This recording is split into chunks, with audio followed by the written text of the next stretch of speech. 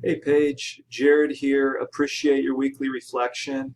Just thought I would send you a quick video, kind of going through some thoughts I had in my mind as I was reading through. The first is what an emotional story you're conveying about the student who you had appeared to see some improvement in behavior, attendance, participation, grades, whatever, and then to be told something happened outside of school resulting in an OSS. I can't tell you the number of times that I felt this same situation when I was at Lincoln. It seemed like in every class I would have, one or two students that were just they were walking on that tightrope of usually there were some at-risk factors.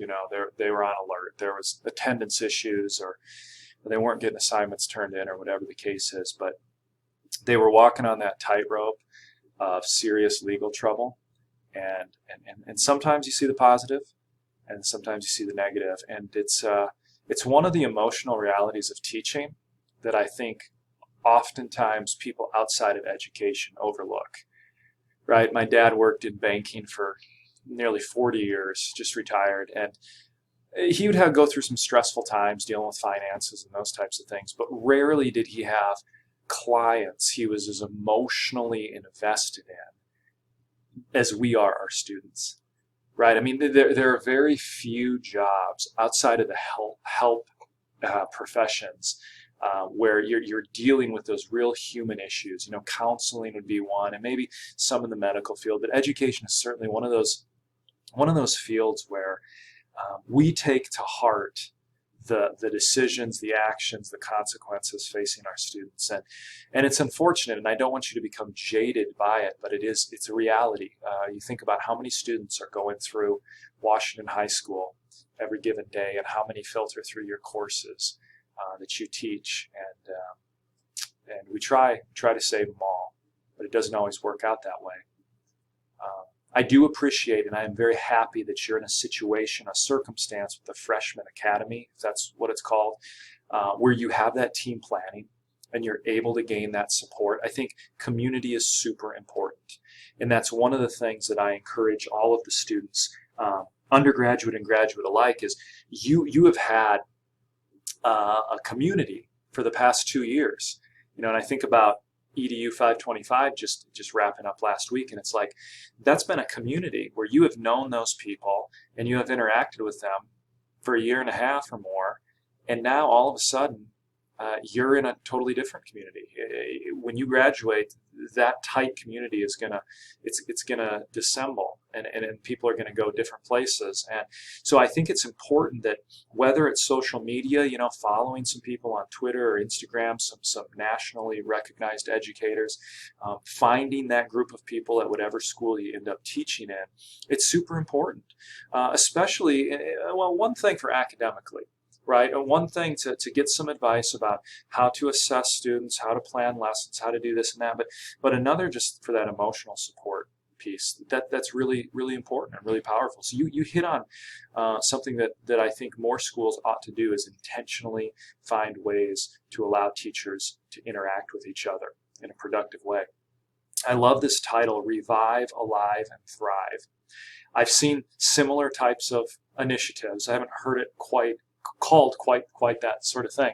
And I think I shared with you last week the way that I tried to kind of monitor student progress. And that would really ramp up about this time of year as the end of the quarter is approaching, and it's the end of that first quarter of the semester, where we know going into that, if students are sitting at a 50 or 60%, they're kind of on this line.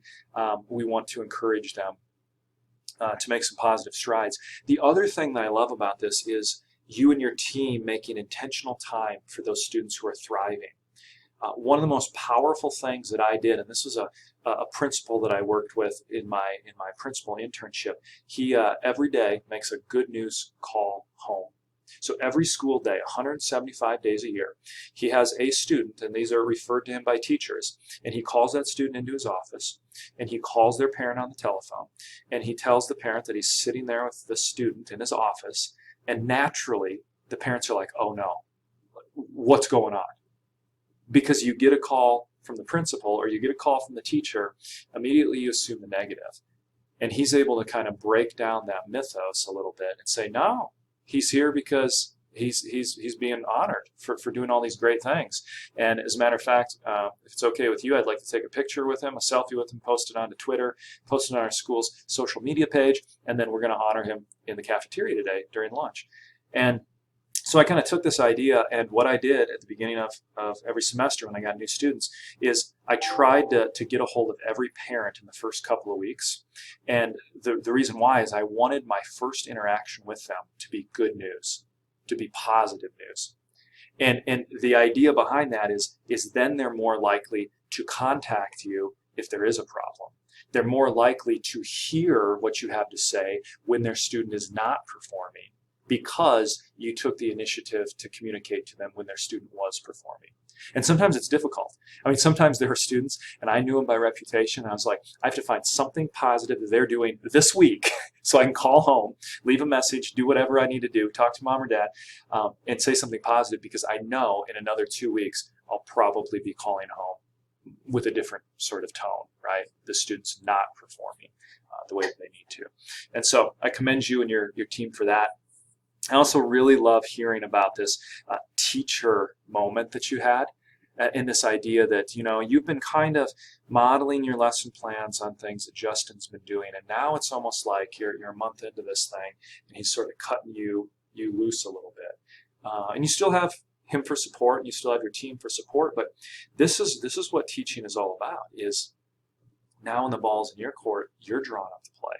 How are you going to go about this? And being able to find that Shakespearean resource that you're seeing benefit students is a really powerful experience. And it's something that I think teachers are always considering. So when you're scrolling social media, when you're getting emails about this thing or that thing, or you're wandering the web or whatever, anytime I find an infograph or a meme or some kind of idea about lesson planning or curriculum development or whatever, I'm immediately emailing that to my USF email account, so that then I know when I'm at my office, I can pull that up and be like, yes, this can fit into this lesson here, or this can fit into this class over here.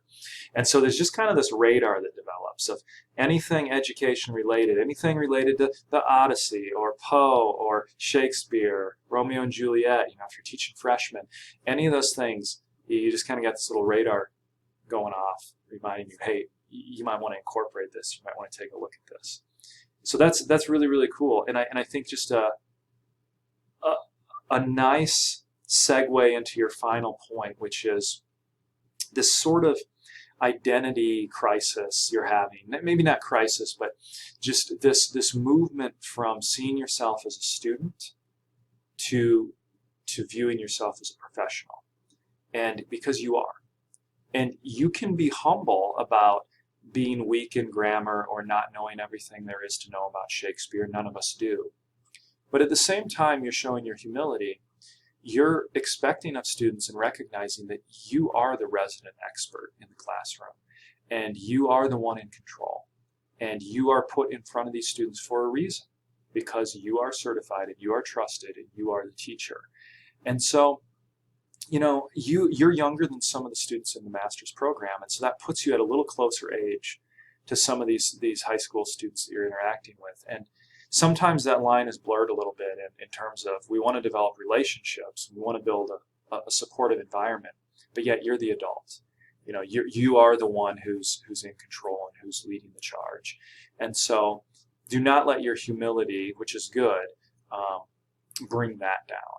You also mentioned at some point this idea of teaching more, taking charge, allows you to practice, helps me with speaking in front of students as an educator, which feels incredibly nerve-wracking.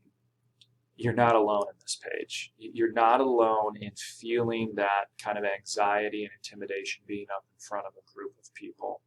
And, it's one of the things I mentioned last week, or I think in response to your lesson for 525, was speak clearly, speak proudly. Don't mumble. Don't try to lessen what you're saying, because as intimidating as it is, it's what teaching is all about, and it's this experience, being at Washington, that's going to give you the confidence you need to assume your own classroom here in a few short months. It might surprise you to hear this, but I suffer from this same type of kind of paralysis. Not so much when I'm teaching in front of students, whether they be college students or middle school or high school students, though certainly the first class or two, there's kind of the nerves, the jitters are there. But when it comes to addressing like peers, like when I've had to get up spontaneously and address students, or when I've had to speak at like staff meetings where all of these other people I work with are there, I almost like clam up, and my breathing becomes really intense. I kind of lose my breath, and it's some kind of anxiety sort of thing that I recognize is frightening, but at the same time, I know that my role as a professor and as a part of this community is going to require me to address my colleagues. And so I can't hide behind that, but I need to find appropriate forms to kind of practice and sort of build my confidence a little bit. Because at some point I might have to address the entire student body, like all 1,000 students. At some point I might be, at the Washington Pavilion during graduation with those hot lights right on my face, and I might have to address all of our graduating students and their spouses and families and all friends and all that kind of thing. And I want to take the little steps now that can prepare me for that in the future. And so you're not alone in that. But I do encourage you to take it one day at a time.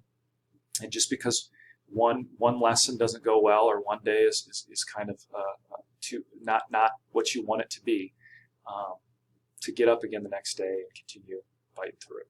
So once again, I thank you for your thoughts, Paige. I'm bummed that I won't get to see you every Wednesday now, but please let me know if there's an opportunity for me to come in and visit you again here soon. Next week is spring break at USF, so I'm not teaching.